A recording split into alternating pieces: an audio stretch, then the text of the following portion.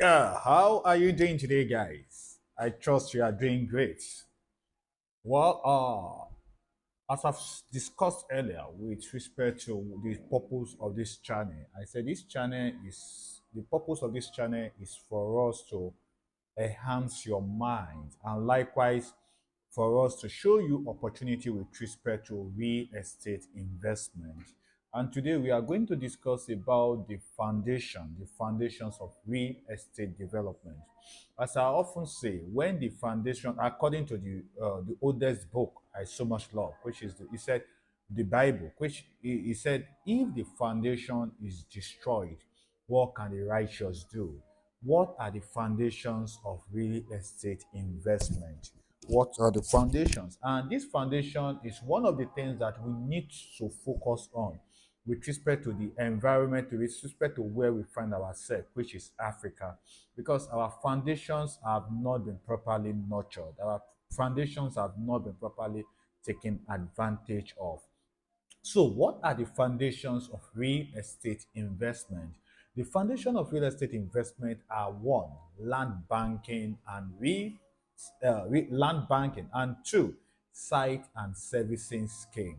Okay, we are so much familiar. A lot of us are so much familiar with land banking. Likewise, our company, Redoc Homes, likewise, we invest in land banking. But now we are moving into site and servicing scheme. Okay, there's a difference between land banking and site and servicing scheme. Okay, and there is a different return on investment, the time duration. Okay, this and many more I will be explaining in my further videos. But this video is going to be for the opportunity in order for you to have an idea, for you to get informed with respect to what site and servicing really means. Okay, because say I believe that the best way in order for me to sell is for me to teach. Okay, and that is the essence of this video. Likewise, if before you invest your money into any project, into anything, try as much as possible to learn what you are investing in. And that is the benefit, that is the purpose of this video, in order for me to help you, to support you, to guide you on what site and servicing really means. Okay, what is site and servicing? Okay, site and servicing is the preparation and provision of essential infrastructures and utilities, okay, suitable for development and habitation. Let me repeat that. Site and servicing is the preparation and provision, okay, of essential infrastructures and utilities suitable for development or construction, okay, and habitation. As I often say, see, the first person that started real estate is God, if you believe in God, okay. And after God, the next person that most involved in real estate is the government. And after then, the third person are real estate developers like us, like our company. Okay. So as I often say, if you really want to understand what site and servicing really means, let me start from the first person that created the earth. Okay, when the earth was formed, they said the earth was formed with what? It was void. It has no shape. Okay, so what did he need to do? He need to provide amenities. He need to provide infrastructures for us that will make our existence, our living here conducive and habitable for us. So what did he need to do? He looked at what is the end goal? Why am I creating this earth? I'm creating the earth in order for human beings to live in it, creatures like me. Okay, so what are the things that this creature like me, what do they need in order for them to live a good life? Okay, so that was why he looked at, okay, I need to provide light. I need to separate them day and night so that during the day they can work and at night they can rest. Likewise, he looked at, okay, they will need light because this place is dark. And when the place is dark, they won't be able to live in it. Okay, so he provided light. What other things? He provided grasses. He provided animal for consumption. Likewise, after that, he provided water because he knows that, okay, this woman that I'm going to create, they need to drink water. He provided sunlight. He provided everything with respect to infrastructures and amenities and utilities that we create a suitable living. Okay, that is why I said the first person that started site and servicing scheme that started real estate is God. Okay, that is why I define site and servicing scheme as the preparation and provision, okay, of infrastructures and utilities, okay, that will enable suitable development and habitation. Okay, so after God, who is the next person that is involved in real estate? The next person that is involved in real estate is the government. Okay, after government, after God have created the whole thing, the next person that took advantage of development, okay, for beautiful living, for comfortable living, is the government. That's why the government are responsible for the creation of roads, creation of security, creation of electricity, okay, etc., etc. Think about this, okay?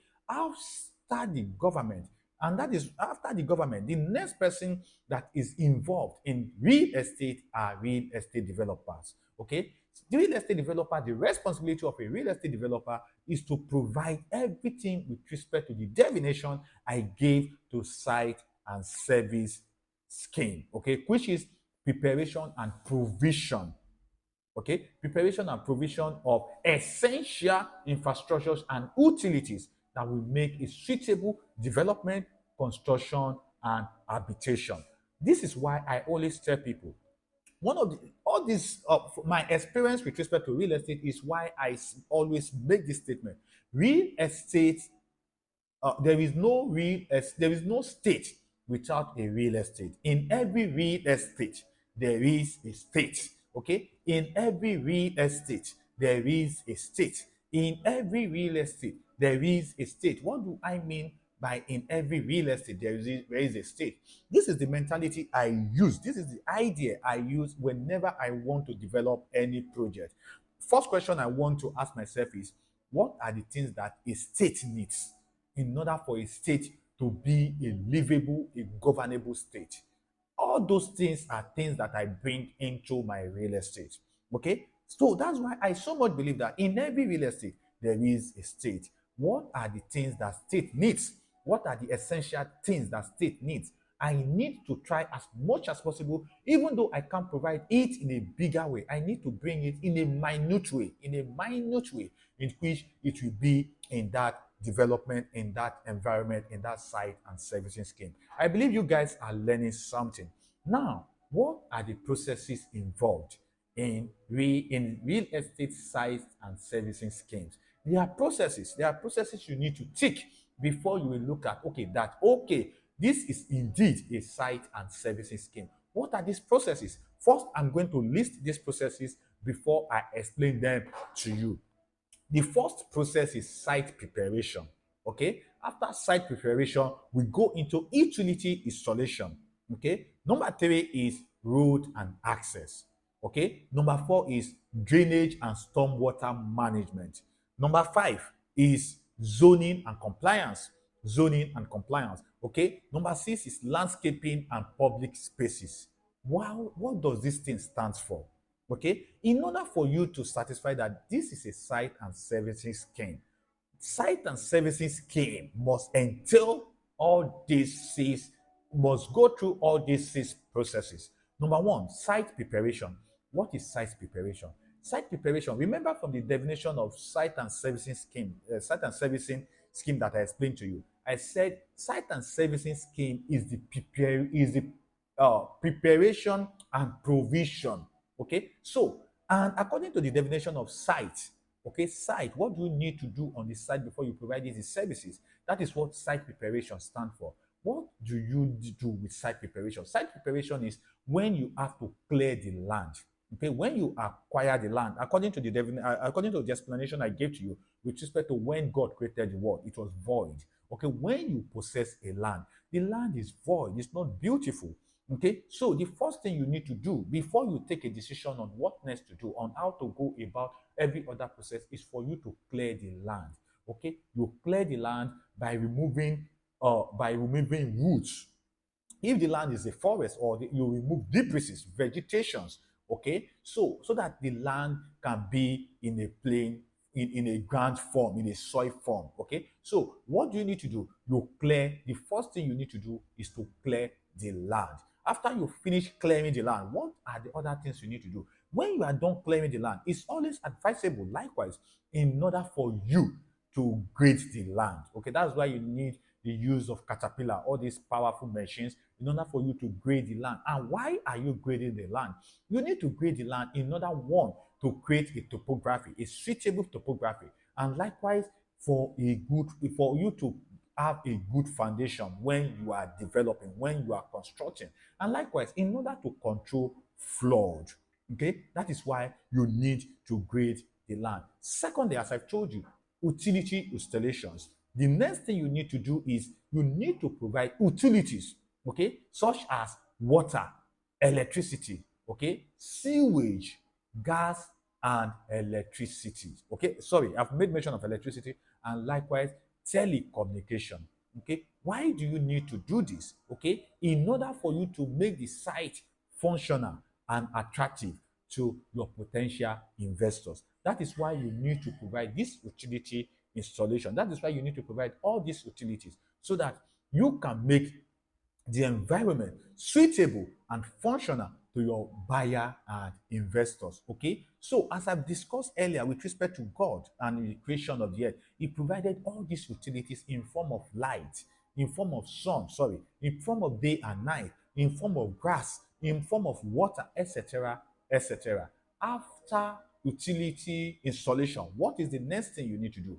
We talk about road and access. Okay, there is a need for you to provide road and access. Okay, and oftentimes in this part of our world, in which is Africa, the road and access, we always make mistakes with respect to road and access. It's not right for you, for a car to be, for you, for woman and car to be competing for road. Okay, and the reason is oftentimes we didn't create provision, we didn't have provision for sidewalks.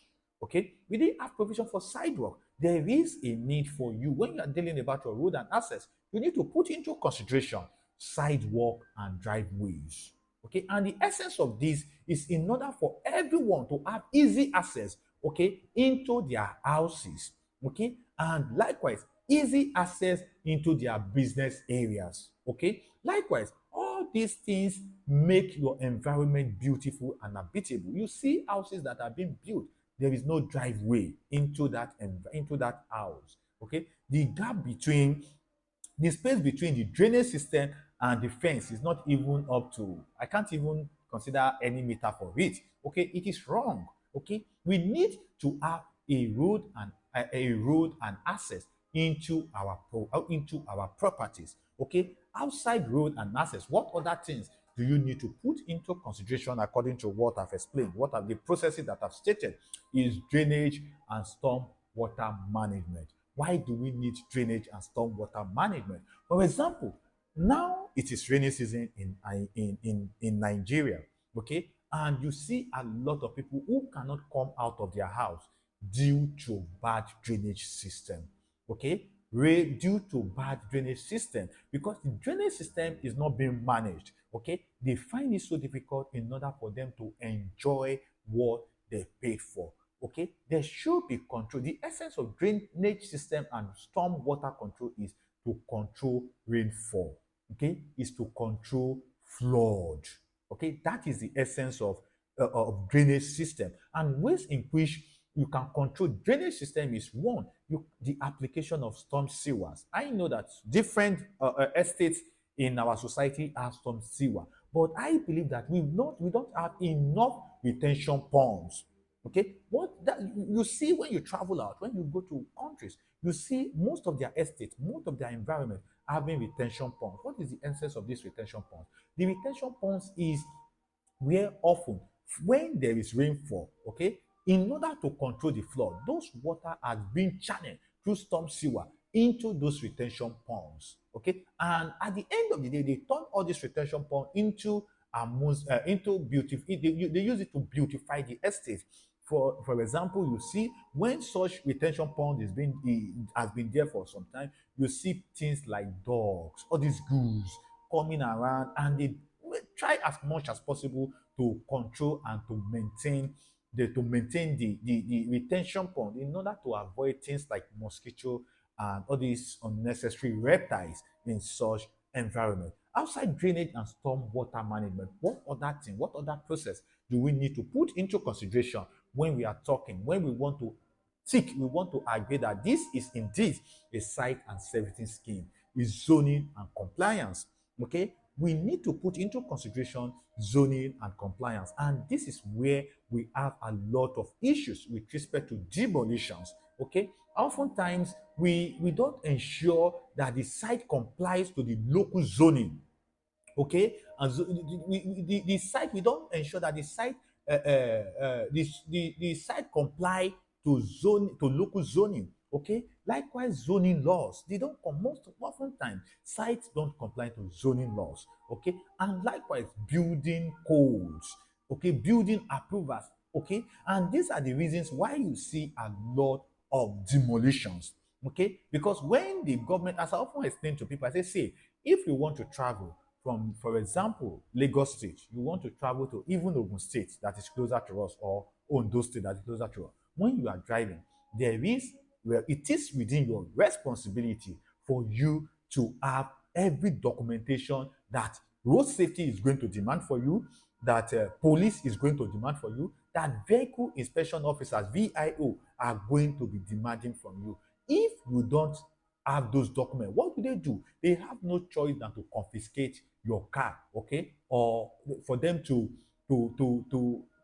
retain your car till you can provide those documents. The same thing happens in real estate. That is why, as a real estate developer, as a real estate investor, take immense attention, details into zoning and compliance, okay, in order for you to avoid your house being demolished, and in order for you, for your house not to go through drainage, to stand during rainy season. In order to avoid drainage and storm water management, you need to comply, you need to work hand in hand with environmental regulations. Okay, environmental regulations, their function, their purpose are quite enormous. Like all these soil tests, these are the people that are in charge of environmental regulations. Okay, so what is the essence of zoning and compliance? The benefit, the purpose of zoning and compliance is for you to obtain every necessary permit and approvals. Number 6 is